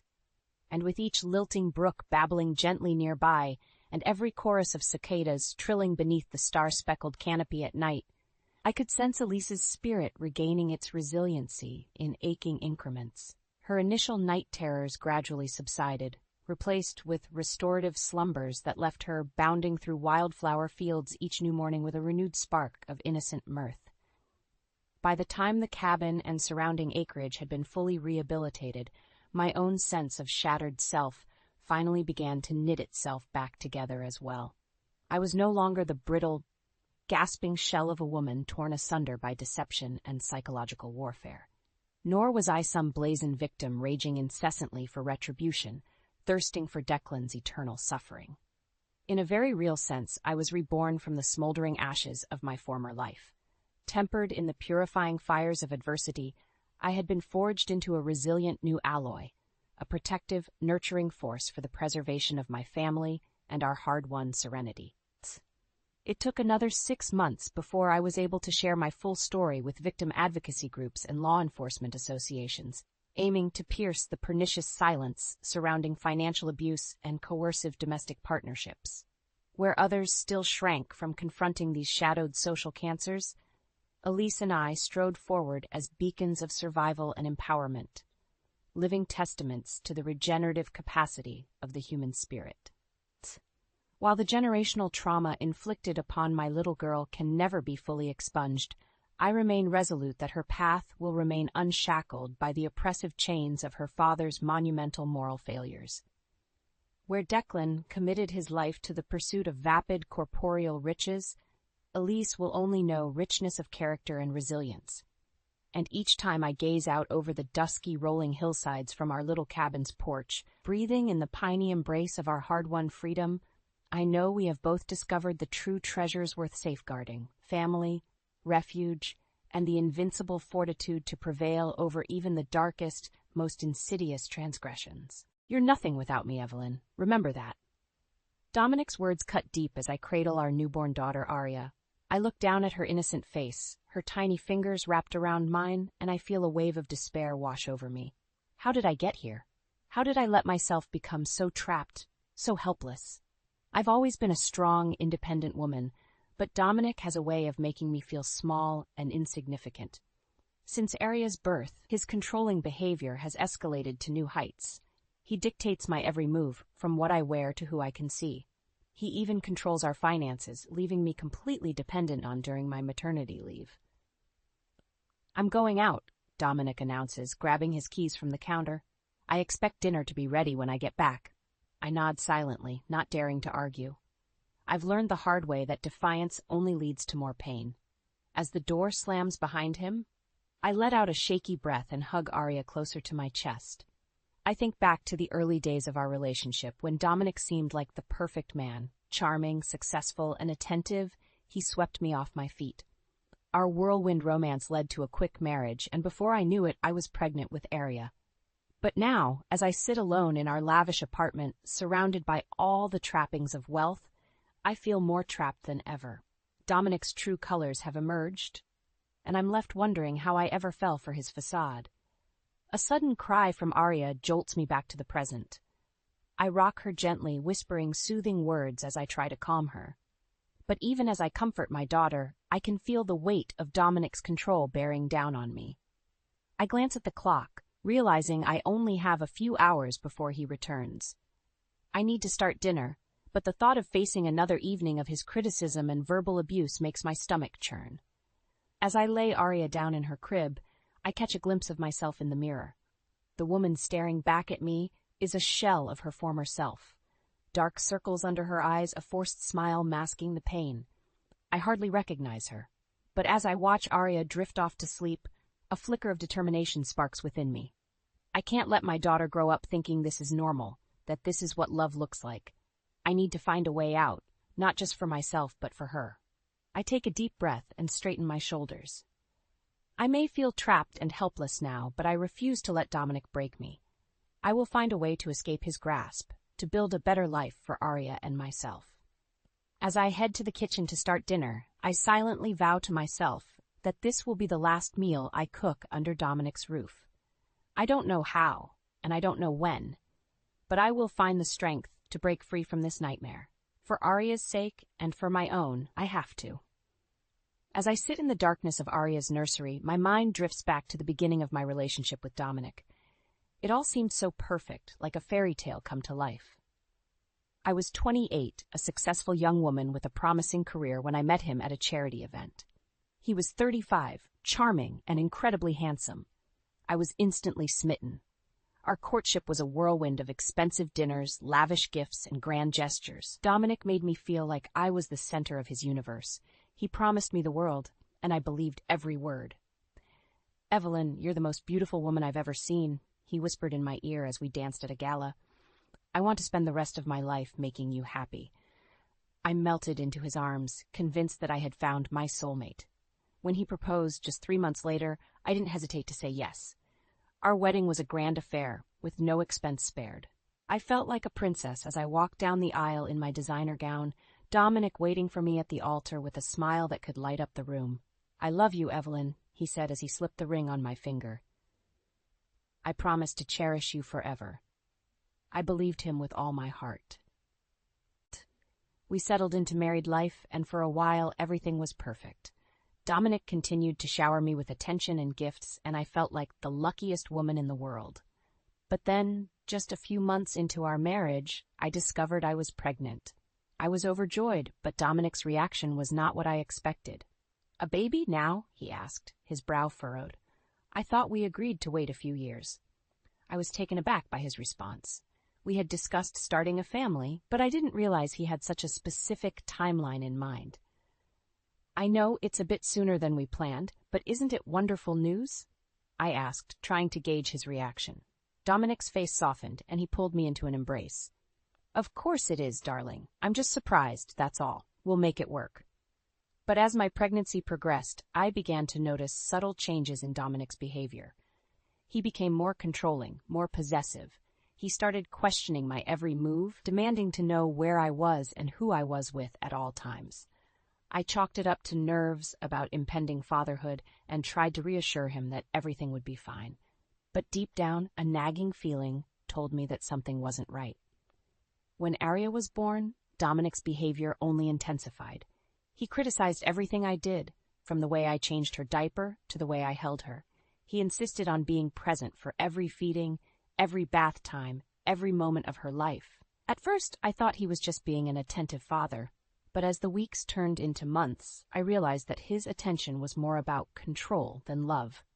"You're doing it wrong," he would snap as I tried to soothe Aria's cries. "Give her to me. I'll show you how it's done." I felt like I was constantly walking on eggshells, trying to anticipate his every mood and whim. I was exhausted, both physically and emotionally, but I didn't dare complain. I was afraid of what he might do if I pushed back. Looking back, I can see all the red flags I missed. The way he isolated me from my friends and family, the way he made me feel like I was nothing without him. I was so blinded by love that I couldn't see the truth. But now, as I sit in the darkness, watching my daughter sleep, I know I can't let this continue. I have to find a way out, not just for myself, but for Aria. She deserves a better life than this. I just hope I have the strength to do what needs to be done. Aria's cries pierce the night, and I stumble out of bed, exhausted. It's been weeks since I've had a full night's sleep, and the toll is starting to show. As I enter the nursery, I find Dominic already there, holding our daughter. "I've got this," he says, his voice cold. "Go back to bed." I hesitate, wanting to comfort my own child, but the look in Dominic's eyes tells me not to argue. I retreat to our bedroom, feeling helpless and alone. The next morning, I'm in the kitchen preparing breakfast when Dominic storms in, his face contorted with anger. "Why isn't the laundry done?" he demands, holding up a shirt. "I have a big meeting today, and I need this pressed." I glance at the clock, realizing I've lost track of time while caring for Aria. "I'm sorry, I'll do it right now," I say, reaching for the shirt, but Dominic yanks it away, his eyes narrowing. "You're always making excuses." He sneers. "I work hard to provide for this family, and you can't even handle simple household chores." I feel my cheeks burn with shame and frustration. "I'm doing the best I can," I protest weakly. Dominic scoffs. "Your best isn't good enough. I deserve better than this." He storms out of the kitchen, leaving me fighting back tears. I know I should stand up for myself, but I'm too tired, too beaten down. Later that day, I'm trying to soothe a fussy Aria when the phone rings. It's the bank, informing me that my credit card has been declined. Confused, I hang up and log into our online banking account. What I see makes my blood run cold.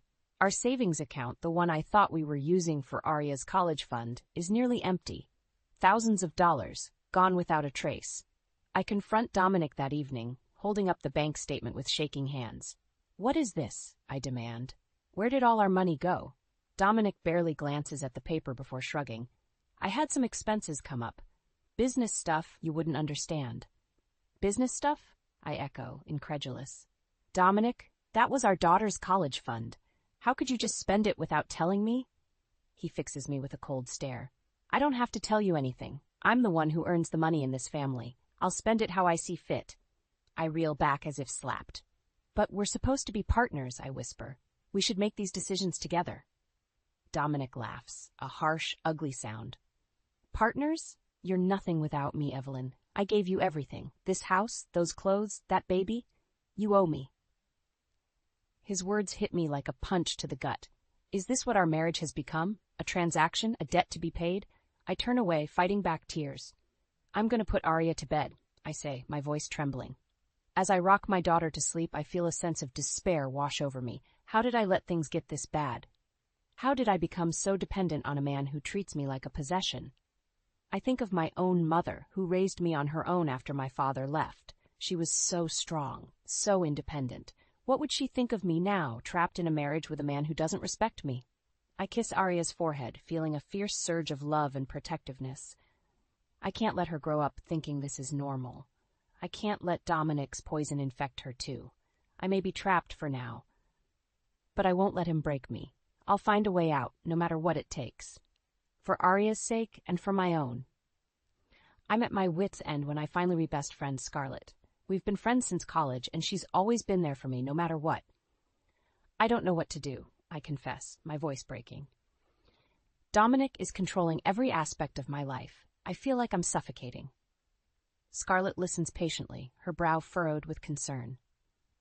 Evelyn, this isn't right, she says gently. He shouldn't be treating you like this. I nod, wiping away tears. I know, but I'm scared, Scarlett. He's threatened to take Arya away from me if I try to leave. Scarlett's eyes widen. He can't do that, she insists. You're Arya's mother. You have rights. She helps me gather evidence of Dominic's deceit and verbal abuse.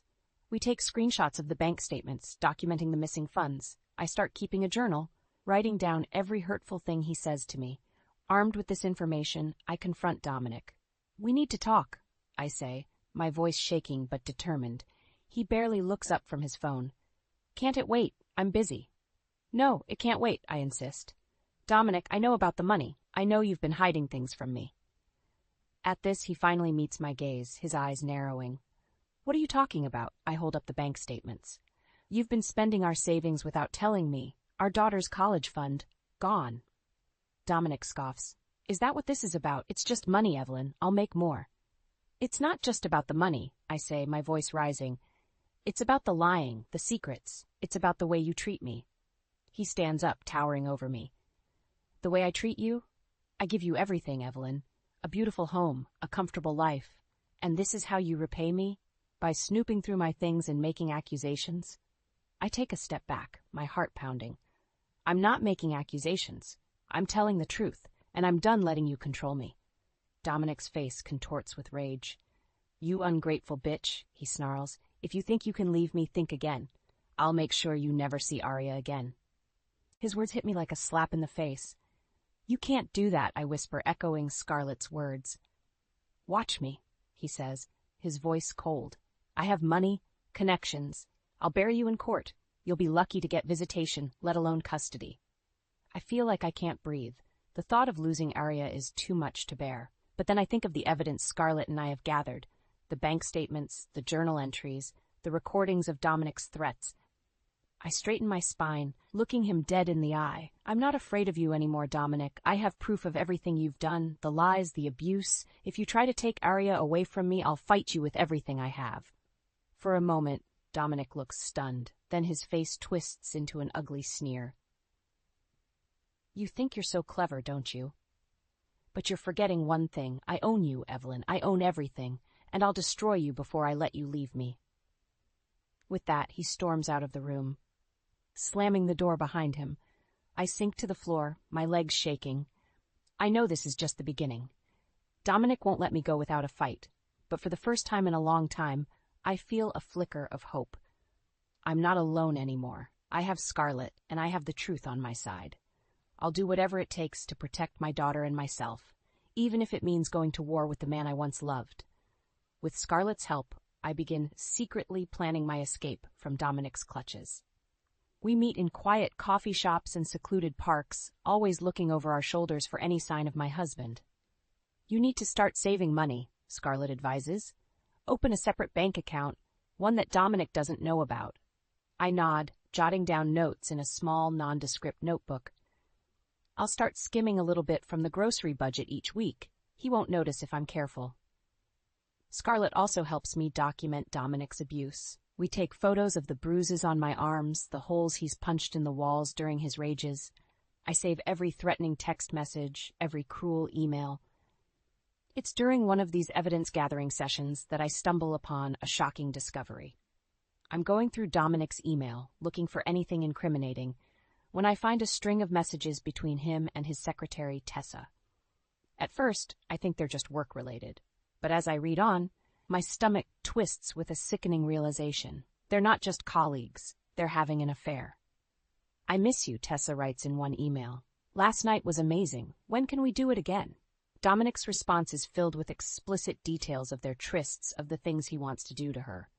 I feel like I'm going to be sick. But even as the betrayal cuts me to the core, I feel a flicker of something else. Hope. If Dominic is cheating on me, that means I have even more leverage against him. I print out the emails with shaking hands, adding them to my growing pile of evidence. Armed with this new information, I finally work up the courage to file for divorce. Scarlett comes with me to the courthouse, holding my hand as I fill out the paperwork. When we return home, Dominic is waiting for us. "Where have you been?" he demands, his eyes narrowing with suspicion. I take a deep breath, squaring my shoulders. "I was filing for divorce," I say, my voice steady. "I'm leaving you, Dominic."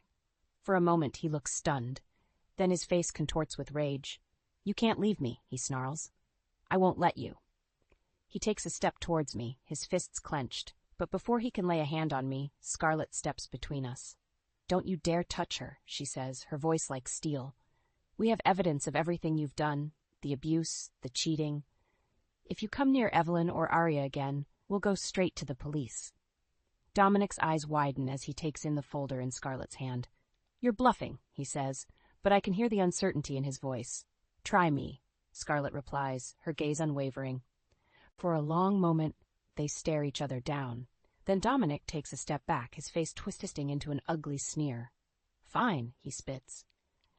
"You want a divorce? You've got it, but don't think for a second that this is over. I'll make your life a living hell, Evelyn. You'll be begging me to take you back." With that, he storms out of the house, slamming the door behind him. I collapse onto the couch, my legs shaking. Scarlett sits beside me, pulling me into a tight hug. "You did it," she whispers. "You're free." But even as relief washes over me, I know that this is just the beginning.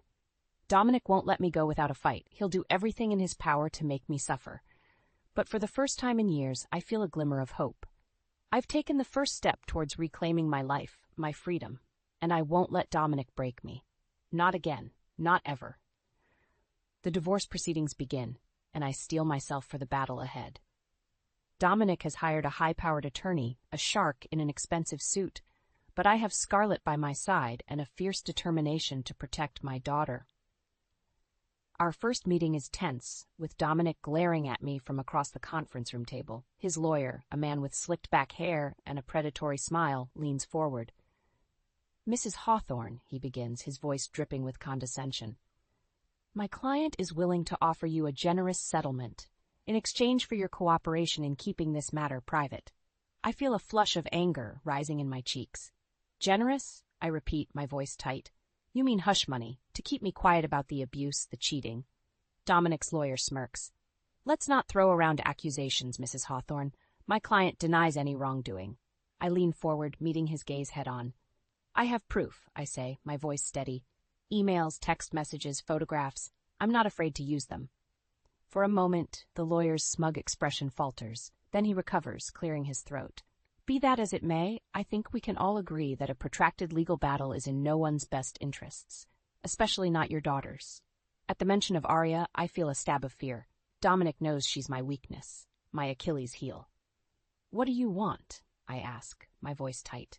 Dominic leans forward, his eyes glinting with malice. "Joint custody," he says. "And a gag order. You keep your mouth shut about our marriage, and I'll let you see Arya on weekends." I feel like I've been punched in the gut. The thought of being separated from my daughter, of only seeing her a few days a month, is unbearable. But then I think of the alternative, of Arya growing up in a home filled with anger and violence, of learning that love means pain and fear. I take a deep breath, squaring my shoulders. "No," I say, my voice ringing with conviction. "I won't agree to that. I want full custody, and I want you out of our lives for good." Dominic's face twists with rage. "You can't do that," he snarls. "I'm her father. I have rights." "You lost those rights the first time you raised a hand to me," I say, my voice shaking with anger. The first time you chose your own selfish desires over your family. I slide a folder across the table, watching as Dominic's lawyer flips through the pages with a growing look of unease. This is just the beginning, I say, my voice steady. If you try to fight me on this, I'll make sure the whole world knows what kind of man you really are. For a long moment, Dominic stares at me, his eyes burning with hatred. Then he turns to his lawyer, muttering something under his breath. The lawyer clears his throat, his expression strained. Perhaps we should take a break, he suggests. Reconvene at a later date, when emotions aren't running quite so high. I nod, feeling a rush of triumph. I know this is just the first battle in what will likely be a long and brutal war. But for now, I've won. As I leave the conference room, Scarlett falls into step beside me, her hand on my shoulder. You were amazing in there, she says, her voice filled with pride. I've never seen you so strong, so fearless. I manage a small smile even as my heart races with adrenaline. I had to be, I say, for Arya, for myself. We step out into the bright sunlight, and I take a deep breath of fresh air. It feels like the first time I've been able to breathe freely in years. I know the road ahead will be hard. Dominic won't give up without a fight, and I'll have to be strong, and stronger than I've ever been. But for the first time in a long time, I feel a flicker of hope, a sense that maybe, just maybe, I can build a better life for my daughter and myself. A life free from fear, from pain, a life filled with love and laughter and joy. And I'll fight like hell to make that life a reality. The divorce is finalized, and I'm granted full custody of Arya. Dominic is ordered to pay child support and alimony, a fact that leaves him seething with rage. But even as I celebrate my victory, I know that he won't let this go easily. Dominic is a man who hates to lose, who will stop at nothing to get what he wants. I'm proven right just a few days later, when I'm awoken in the middle of the night by the sound of shattering glass. I bolt out of bed, my heart pounding, and race to Arya's room. She's sleeping peacefully, her little face relaxed in slumber. But as I turn to leave, I catch a glimpse of movement outside her window. It's Dominic, his face twisted with fury. He's holding a baseball bat, the shattered remains of the window at his feet. You think you've won? He snarls, his voice slurring with drink. You think you can just take my daughter away from me? I feel a rush of fear, followed quickly by anger. Get out of here, Dominic, I say, my voice shaking. You're violating the restraining order. I'll call the police. He laughs, a harsh, ugly sound. Go ahead, he taunts. Call them. By the time they get here, I'll be long gone, and you'll be left picking up the pieces, just like always. I take a step forward, my fists clenched at my sides. I'm not afraid of you anymore, Dominic. I'm done letting you control me, letting you hurt me. His eyes narrow, and he takes a step closer, the bat raised threateningly. You should be afraid, he growls. I'll make your life a living hell, Evelyn. I'll take Arya away from you, one way or another. But even as he speaks, I feel a sense of calm washing over me. I've spent so long living in fear of this man, letting him dictate my every move, but not anymore. I reach into my pocket, my fingers closing around my phone. I have proof, Dominic, I say, my voice steady. Proof of your abuse, your cheating, your illegal business dealings. If you come near me or Arya again, I'll expose everything. For a moment, he looks stunned. Then his face contorts with rage, and he takes another step forward, the bat raised high. But before he can swing, the sound of sirens fills the air. Red and blue lights flash through the broken window, casting an eerie glow over the room. Dominic freezes, his eyes wide with panic. He looks from me to the window, his grip on the bat slackening. This isn't over, he snarls, backing away. I'll find a way to make you pay, Evelyn. I swear it. With that, he turns and runs, disappearing into the night just as the police cars screech to a halt outside. I sink to the floor, my legs shaking with relief. Arya stirs in her crib, her little face scrunching up in confusion. It's okay, baby, I whisper, gathering her into my arms. Mommy's here. You're safe now. The police take my statement, and I show them the evidence I've gathered against Dominic. They assure me that they'll do everything in their power to keep us safe, to make sure he never comes near us again. But even as I nod and thank them, I know that this is just the beginning. Dominic is a man who doesn't know how to lose, who will stop at nothing to get his revenge. I'll have to be vigilant, always looking over my shoulder, always ready for the next attack. But I'm not alone anymore. I have Scarlett and the support of the law on my side. And most importantly, I have Arya, my beautiful, innocent daughter, who deserves a life free from fear and pain. I'll do whatever it takes to give her that life, to build a future for us that's filled with love and laughter and joy, even if it means facing down the devil himself. 5 years have passed since that fateful night when Dominic shattered our window and threatened to take Arya away from me. In that time, I've worked hard to rebuild my life, to create a safe and happy home for my daughter.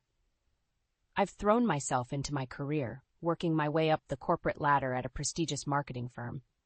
My colleagues admire my tenacity, my ability to think outside the box, and come up with creative solutions to even the toughest challenges. But my greatest achievement is Arya.